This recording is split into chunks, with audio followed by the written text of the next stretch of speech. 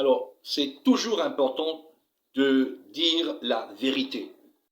Pour le Seigneur qui est la vérité, il faut qu'on dise la vérité par amour de la vérité.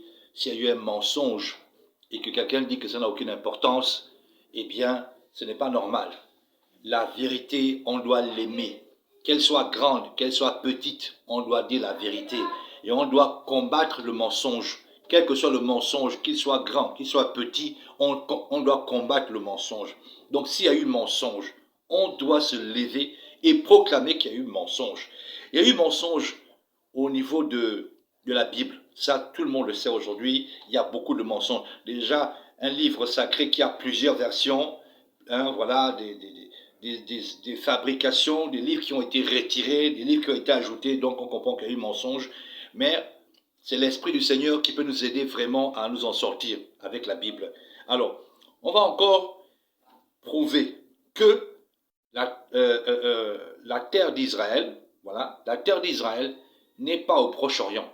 Israël de la Bible, la terre, le pays promis, ce n'est pas au Proche-Orient, ce n'est pas là-bas, c'est ici en Afrique, quelque part en Afrique.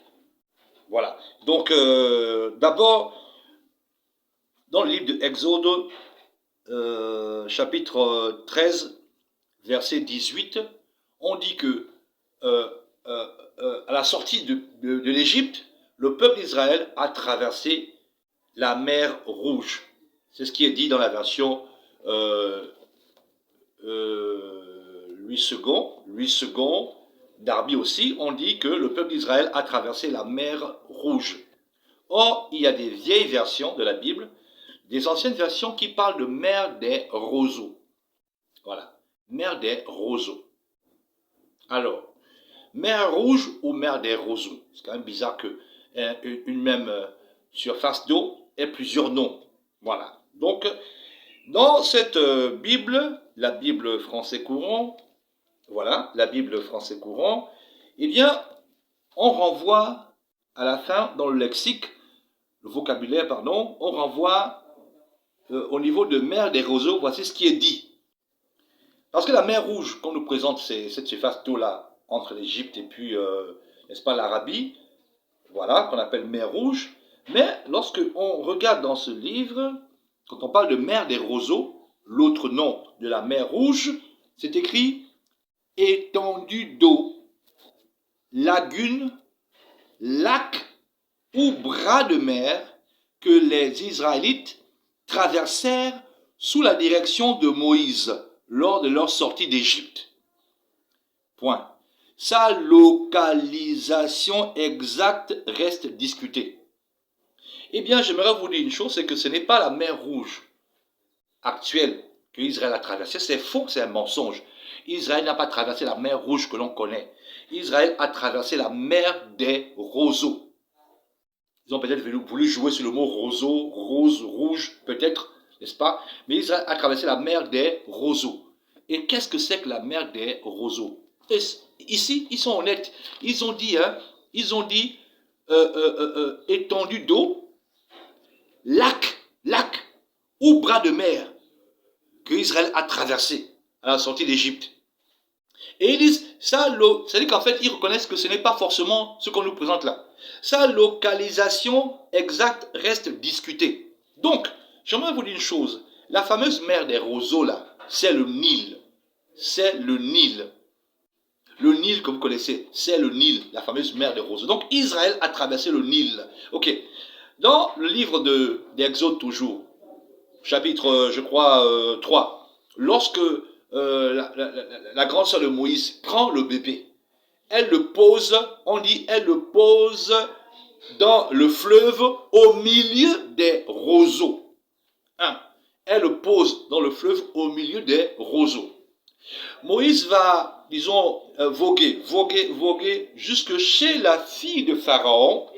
Et là, on dit que il a été retrouvé par la fille de Pharaon parmi les roseaux. Donc, on suppose que de là où on l'a posé, jusque là où il est parti, chez Pharaon, il y avait les roseaux. Même dans l'histoire de Joseph, lorsque Pharaon a la vision, quand il voit les vaches qui sortent, les vaches grasses, il dit qu'elle paissait sur les bords du fleuve parmi les roseaux. Donc quand la Bible parle de la mer rouge, pardon, la mer des roseaux, il s'agit en fait du Nil. C'est du Nil dont il s'agit. Et vous savez, vous imaginez pourquoi est-ce qu'on a dit la mer rouge, on a déplacé la surface d'eau qui a été traversée. Il s'agit du Nil, le Nil. La mer des roseaux, ce n'est pas la fameuse mer rouge d'aujourd'hui, mais c'est le Nil qui a été traversé par les enfants d'Israël. Donc chez plusieurs peuples, le mot mer et fleuve, c'est le même mot. Voilà. Ça dépend maintenant de la personne qui peut choisir dire fleuve ou mer. C'est comme par exemple en hébreu, le chiffre 40. Il y a la lettre M qui correspond, je crois, au chiffre 40. La lettre M qu'on appelle même, M-E-M. Je crois, Aleph, Bet, Gimel, Dalet, He, Vov, Zaïd, Het, Tet, Yod, Kaf, Lamed, Mem. Voilà, 20, 30, 40. Mem, c'est le chiffre 40. Et Mem correspond à la lettre M, et M équivaut dans leur science qu'on appelle, je crois, la géo... Ils ont une science au niveau des lettres là. Donc, bref, une lettre équivaut à un chiffre. Bref, donc, le chiffre 40, c'est la lettre M. Et M veut dire la mer. Ça veut aussi dire le fleuve. Ça veut aussi dire la rivière. Ça veut aussi dire le lac. Donc, le mot mer en hébreu, c'est l'équivalent de fleuve, de lac, etc. Donc, Israël a traversé donc le Nil. Et non pas, parce que déjà même, ça c'est ma fille de 12 ans qui me le dit, 13 ans, qui me le dit, mais papa, les roseaux ne peuvent pas pousser au bord de la mer. C'est clair, on parle bien de mer des roseaux.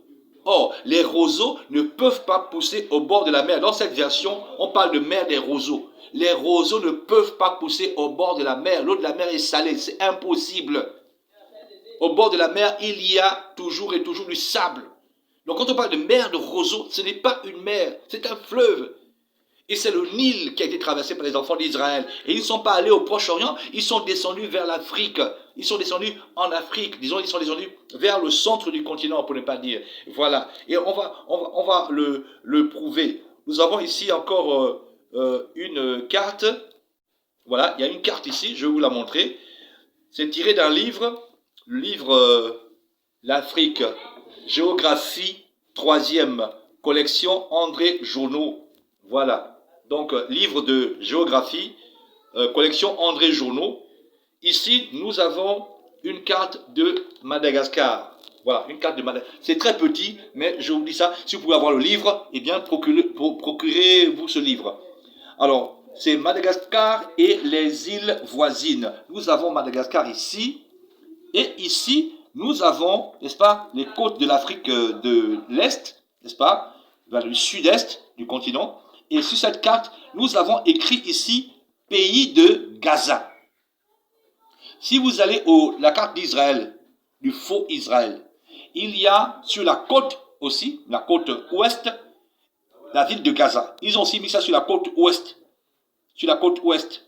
Mais ici, c'est sur la côte est. C'est bien écrit pays de Gaza. G-A-Z-A. Comme dans la Bible parle de Gaza, la Bible parle de Gaza, eh bien, ils ont bien sûr reproduit les villes qu'il y avait ici en Afrique. Ils ont reproduit ça chez eux. Donc ici, celui qui a fait le livre là, n'est-ce pas, n'a pas été prudent. Ça a filtré. Donc voilà, pays de Gaza, écrit ici. Voilà. Pour ne pas dire noir sur blanc. Pays de Gaza. Ce qui prouve que, comment est-ce qu'on a un pays de Gaza ici en Afrique alors que Israël se trouve là-bas au Proche-Orient? On nous a menti. Les légendes des Bantous disent que lorsque Israël, quand ils sont sortis d'Égypte, les Bantous étant d'Égypte, ils sont sortis d'Égypte, ils ont traversé quelque chose. Ils ont traversé une rivière, un fleuve. C'est tous les Bantous qui sont un peu instruits sur leur histoire savent qu'ils étaient en Égypte, ils ont traversé une rivière, parcouru le désert du Sahara et arrivé au niveau du lac Tchad, ils ont stationné avant de prendre possession de l'Afrique centrale. Nous avons ici pays de Gaza. Gaza, c'est sur une carte d'un livre de géographie. L'Afrique, géographie.